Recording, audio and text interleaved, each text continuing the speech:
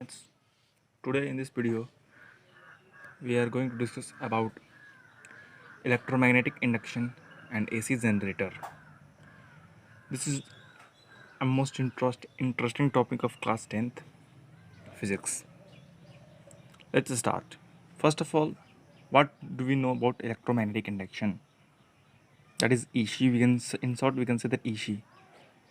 Electromagnetic induction होता क्या है, ये क्या है, इसका डेफिनेशन पहले जानते हैं. इसका डेफिनेशन है प्रोडक्शन ऑफ इलेक्ट्रिक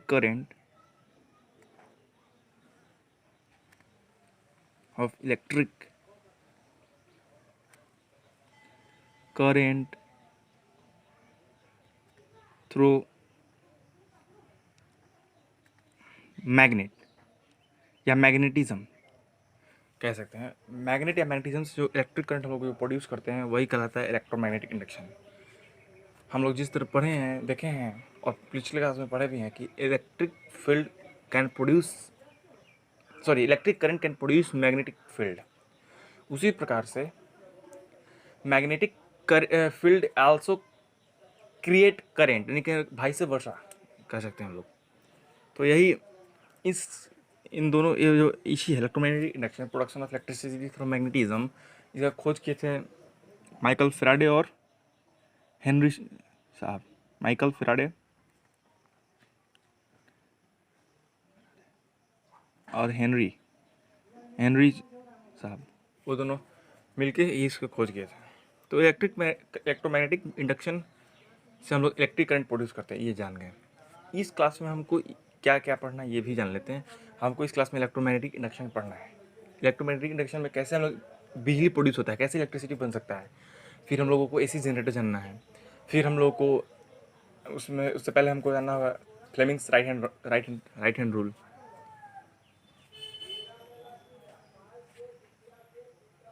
तो अब हम लोग जानते हैं कि कैसे हम लोग इलेक्ट्रोमैग्नेटिक इंडक्शन से इलेक्ट्रिक करंट प्रोड्यूस कर सकते हैं. तो इसके लिए दो मेथड है. इलेक्ट्रिक करंट प्रोड्यूस करने के लिए इलेक्ट्रोमैग्नेटिक इंडक्शन से दो मेथड है. फर्स्ट मेथड है आपका कि कोई वायर है, उसको मैग्नेट के टू पोल्स में रोटेट करना है. मैंने रोटेटिंग वायर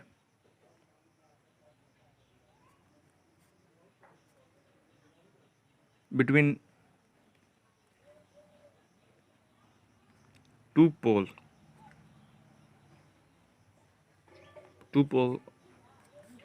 ऑफ मैग्नेट से हम लोग इलेक्ट्रिक करंट प्रोड्यूस कर सकते हैं. जैसे देखिए, ये आपका एक नॉर्थ पोल हो गया और ये आपका हो गया साउथ पोल.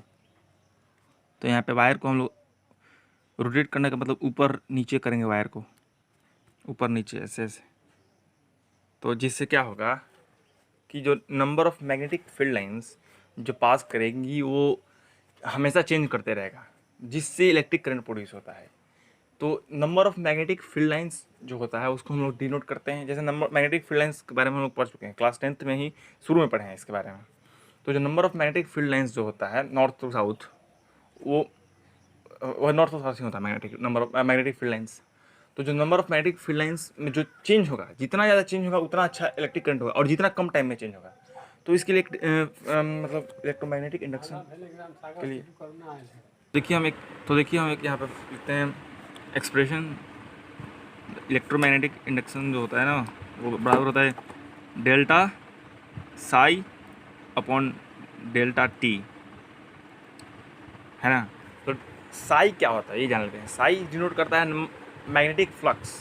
साई से हम लोग मैग्नेटिक फ्लक्स डिनोट करते हैं, मैग्नेटिक फ्लक्स. और मैग्नेटिक फ्लक्स क्या होता है कि पर यूनिट मतलब लेंथ है per unit centimetre square area में कितना number of magnetic field lines हैं, वही मैग्नेटिक फ्लक्स शो करता है. मतलब number of magnetic field lines कितना है, वही है मैग्नेटिक फ्लक्स. और यह दिखला रहा है चेंज इन मैग्नेटिक फ्लक्स, कितना चेंज हो रहा है मैग्नेटिक फ्लक्स और कितना टाइम में. जितना कम टाइम में मैग्नेटिक फ्लक्स जितना ज़्यादा चेंज होगा उतना ही ज़्यादा इलेक्ट्रिक करंट प्रोड्यूस होगा इलेक्ट्रोमैग्नेटिक इंडक्शन से. तो ये मतलब कह सकते हैं कि इसी जो है ना प्रोपोर्शनल है डेल साई के, और इन्वर्सली प्रोपोर्शनल है 1/del T के, क्योंकि जितना कम टाइम में होगा उतना ज़्यादा इलेक्ट्रोमैग्नेटिक इंडक्शन होगा। तो ये हो गया पहला मेथड। दूसरा तरीका एक है कि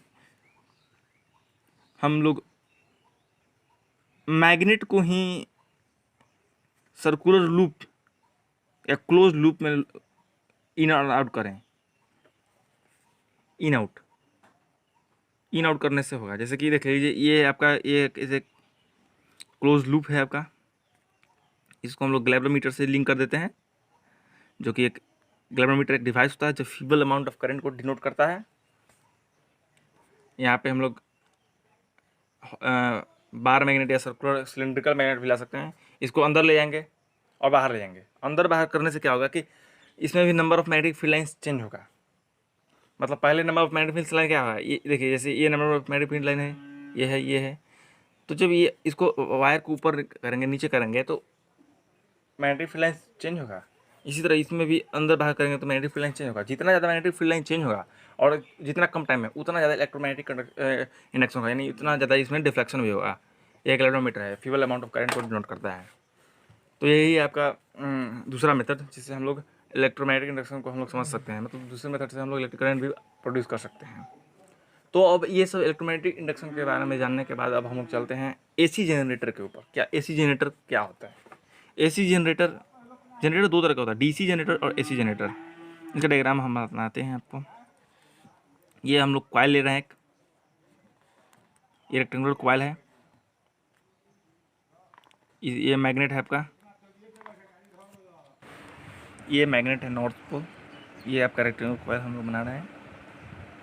ये लॉन्गर होगा लूप एक और एक शॉर्टर होगा। इधर आपका साउथ पोल मैग्नेट है,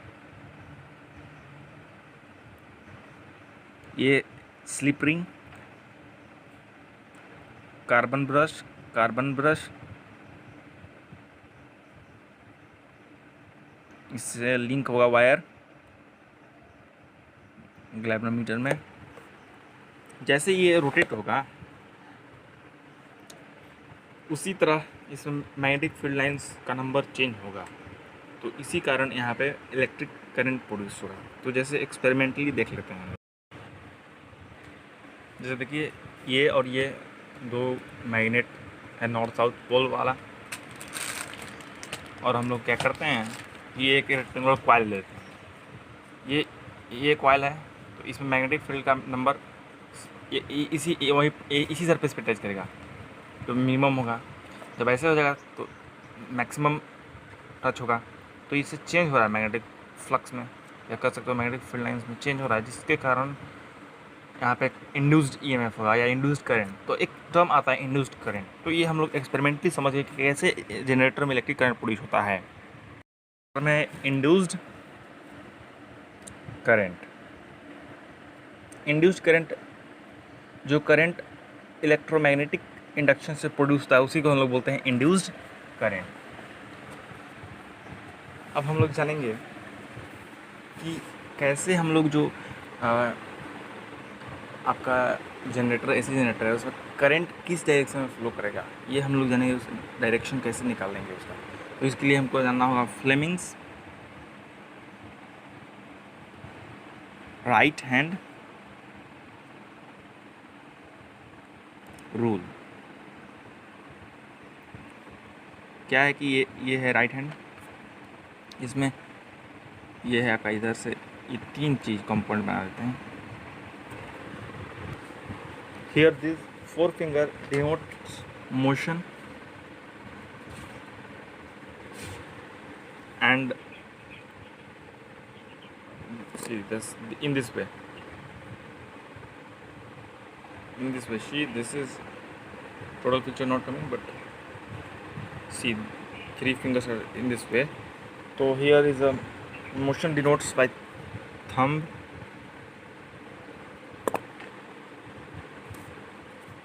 This denotes मैग्नेटिक फील्ड, यानी ये है आपका देखिए भगवान की तो कहे magnetic field is denote bye centre finger. This is the four finger. Induced current is denote by four finger. this is a Fleming's right hand rule for finding the direction of electric current produced through electromagnetic induction in AC generator. So there are 3 fingers in right hand. Extend all the 3 fingers. First, thumb, forefinger, and center finger. Thumb denotes motion, center finger denotes magnetic field, and forefinger denotes induced current. Next, after learning about the electromagnetic induction, AC generator, and the Fleming's right hand rule, we will discuss about AC current and DC current. AC current क्या होता है? AC current जो हमेशा अपना direction change करता हो, which changes its direction,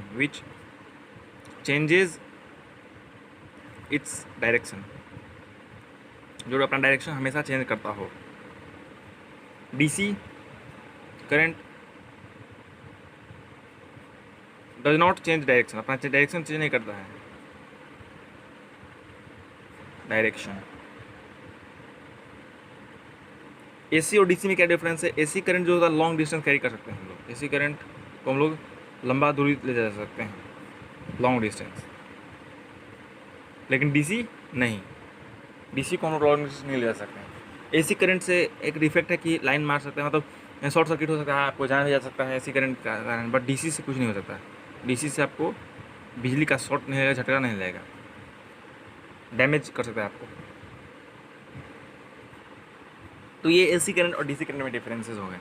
तो thank you friends for watching this video और electromagnetic inductions, AC current, Fleming's right hand rule, Fleming's right hand rule, and AC generator. Thank you.